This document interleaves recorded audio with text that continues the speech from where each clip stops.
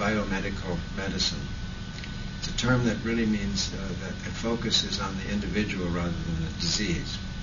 It's a sort of a branch of integrative medicine or complementary medicine, but it has an implication that's quite focused on the individual and questions that you ask about people who are sick. This is a model for chronic illness. I have no problem in blaming your chickenpox on chickenpox, but when you blame your sadness on depression, that's probably not a useful way of thinking about how diseases come and go. Does this person, does this child, have some unmet need to get something that's needed in special amounts for that person?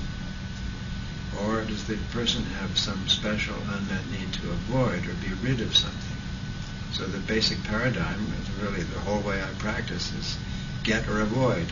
Since in the last several years when we've been looking at autism through this lens, we find that inflammation is very much at the heart of autism.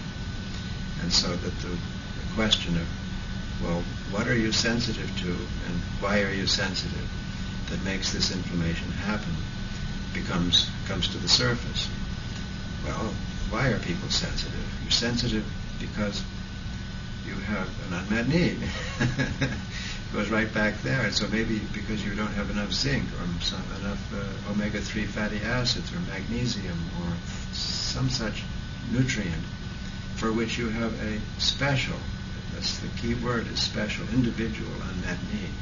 This isn't about averages. This is about people who may be outliers away from the middle of the bell-shaped curve that describes the spectrum of human experience.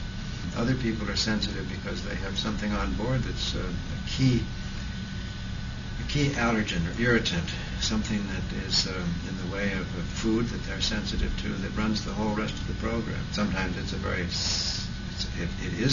food itself is the cause of some particular syndrome, including children's behavior or cognitive functioning, but sometimes